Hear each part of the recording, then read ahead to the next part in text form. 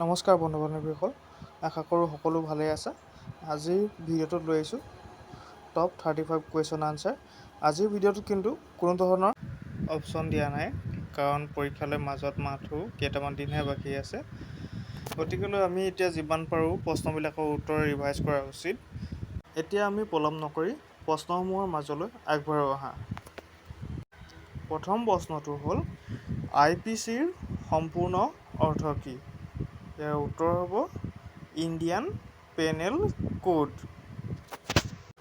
আকৌ এবাৰ কৈছোঁ, মন দি শুনিবা। IPCৰ সম্পূৰ্ণ অৰ্থ হ'ল ইণ্ডিয়ান পেনেল কোড। নেক্সট কুৱেশ্যনটো হ'ল নৰ্থ ইষ্টৰ কোনখন ৰাজ্য গুৱাহাটী উচ্চ ন্যায়ালয়ৰ অধীনত নাই? আনচাৰটো হ'ল মণিপুৰ। নেক্সট কুৱেশ্যনটো হ'ল ভাৰতৰ উচ্চতম ন্যায়ালয় কেতিয়া গঠন হৈছিল? আনচাৰ হ'ল 28 জানুৱাৰী 1950 চন। আকৌ এবাৰ কৈছোঁ শুনা, 28 জানুৱাৰী 1950 চন। নেক্সট কুৱেশ্যনটো হ'ল IPC 302 ধাৰাৰ অধীনত কি কাৰ্য বিচাৰ কৰা হয়? এইটো হয়তো সকলোৱে জানে, আনচাৰ হ'ব হত্যাকাণ্ড। ইয়াৰ পিছৰ প্ৰশ্নটোত আমাক সুধিছে ভাৰতৰ সংবিধানৰ জনক বুলি কাক জনা যায়? BR আম্বেদকাৰ। আকৌ এবাৰ কৈছোঁ, মন দি শুনিবা, BR আম্বেদকাৰ। নেক্সট কুৱেশ্যনটো হ'ল ভাৰতৰ সংবিধানখন কেতিয়া কাৰ্যকৰী কৰা হৈছিল? 26 জানুৱাৰী 1950 চনত। আকৌ এবাৰ কৈছোঁ শুনা, 26 জানুৱাৰী 1950 চন। ইয়াৰ পিছৰ প্ৰশ্নটো হ'ল উচ্চতম ন্যায়ালয়ৰ মুখ্য ন্যায়াধীশ হোৱা প্ৰথম অসমীয়া কোন? ইয়াৰে উত্তৰ হ'ব ৰঞ্জন গগৈ।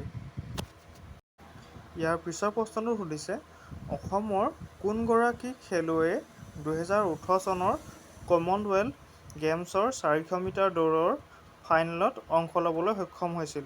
ইয়াৰ উত্তৰ হ'ব হিমা দাস।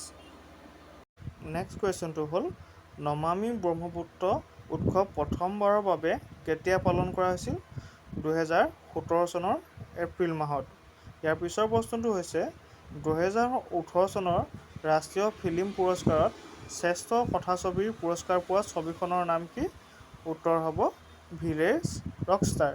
আকৌ এবাৰ কৈছোঁ, ভালদৰে মনত ৰাখিবা, ভিলেজ ৰকষ্টাৰ। ইয়াৰ পিছৰ প্ৰশ্নটো হৈছে অসমৰ প্ৰথম ইংৰাজী দৈনিক কাকতখনৰ নাম কি? উত্তৰ হ'ব আছাম ট্ৰিবিউন। 1946 চন। প্ৰথম সম্পাদক আছিলে লক্ষীনাথ ফুকন। নেক্সট কুৱেশ্যনটো হ'ল 2014 চনৰ পিছত কোনখন ৰাষ্ট্ৰক G8ৰ পৰা বহিষ্কাৰ কৰা হৈছে? উত্তৰ হ'ব ৰাছিয়া। আকৌ এবাৰ কৈছোঁ, মনত ৰাখিবা তোমালোকে, ৰাছিয়া। নেক্সট কুৱেশ্যনটো হ'ল ভাৰতত কেতিয়াৰ পৰা GST কৰ প্ৰণালী আৰম্ভ হয়? ইয়াৰ উত্তৰ হ'ব 1 জুলাই 2017 চন।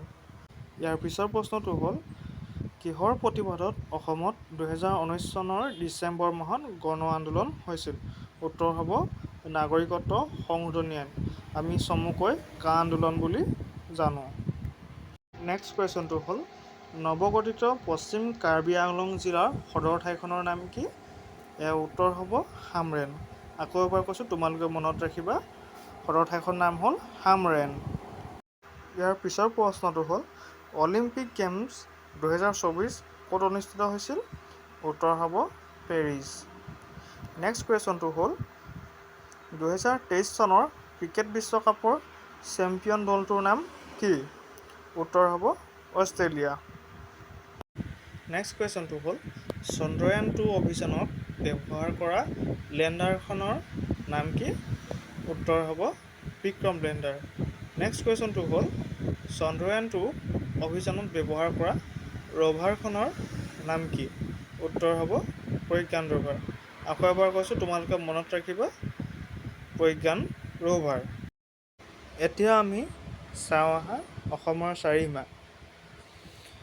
পূবে অৰুণাচল প্ৰদেশ, নাগালেণ্ড আৰু মণিপুৰ আছে। আকৌ এবাৰ কৈছোঁ, পূবে অৰুণাচল প্ৰদেশ, নাগালেণ্ড আৰু মণিপুৰ আছে। পশ্চিমে আছে মেঘালয়, বাংলাদেশ আৰু পশ্চিম বংগ। উত্তৰে আছে অৰুণাচল প্ৰদেশ আৰু ভূটান। আকৌ এবাৰ কৈছোঁ, তোমালোকে মনত ৰাখিবা। উত্তৰে আছে অৰুণাচল প্ৰদেশ আৰু ভূটান। দক্ষিণে আছে মিজোৰাম আৰু ত্ৰিপুৰা। দক্ষিণে আছে কি? মিজোৰাম আৰু ত্ৰিপুৰা। তাৰপিছত আমি জানি থোৱাটো ভাল যে অসমৰ মাটিকালি কিমান?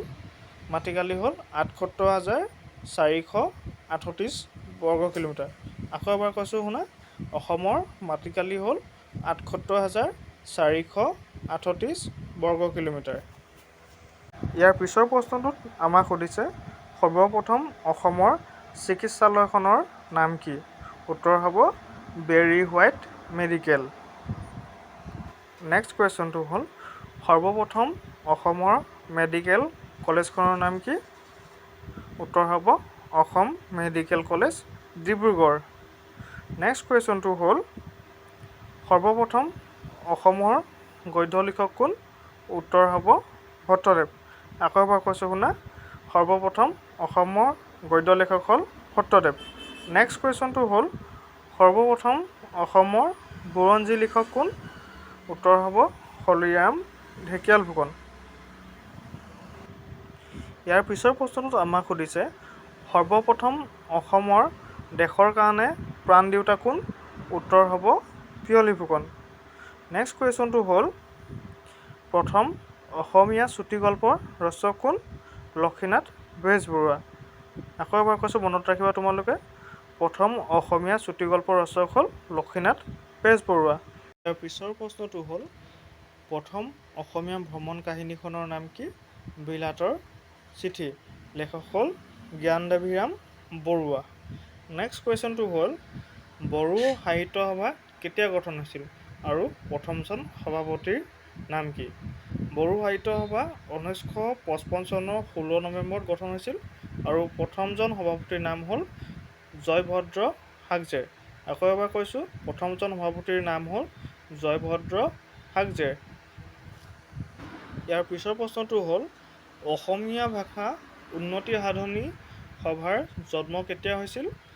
উত্তৰ হ'ব 1888 চনৰ 25 আগষ্টত। ক'ত জন্ম হৈছিলে? কলিকতাত। নেক্সট কুৱেশ্যনটো হ'ল, জোনাকীৰ প্ৰথম সম্পাদক কোন আছিল? উত্তৰ হ'ব চন্দ্ৰকুমাৰ আগৰৱালা। আকৌ এবাৰ কৈছোঁ, জোনাকীৰ প্ৰথম সম্পাদক হ'ল চন্দ্ৰকুমাৰ আগৰৱালা। ইয়াৰ পিছৰ প্ৰশ্নটো হৈছে, সাহিত্য অকাডেমি পুৰস্কাৰ পোৱা ৰংমিলিৰ হাঁহি উপন্যাসখনৰ ৰচক কোন? উত্তৰ হ'ব ৰংবং তেৰাং। ইয়াৰ পিছৰ প্ৰশ্নটোত আমাক সুধিছে, পৃথিৱীৰ অসুখ নামৰ গল্প পুথিখন কোনে লিখিছিল? যোগেশ দাসে লিখিছিলে আৰু তেওঁ এই গল্প পুথিখনৰ বাবে সাহিত্য অকাডেমি বঁটাও লাভ কৰিছিলে। নেক্সট কুৱেশ্যনটো হ'ল, চিৰ চেনেহী মোৰ ভাষা জননী এই গীতটো কোনে ৰচনা কৰিছিল? উত্তৰ হ'ব সাহিত্যাচাৰ্য মিত্ৰদেৱ মহন্ত। ইয়াৰ পিছৰ প্ৰশ্নটোত আমাক সুধিছে, অসমীয়া ভাষাৰ প্ৰথম মিনি আলোচনীখনৰ নাম কি? উত্তৰ হ'ব বিন্দু।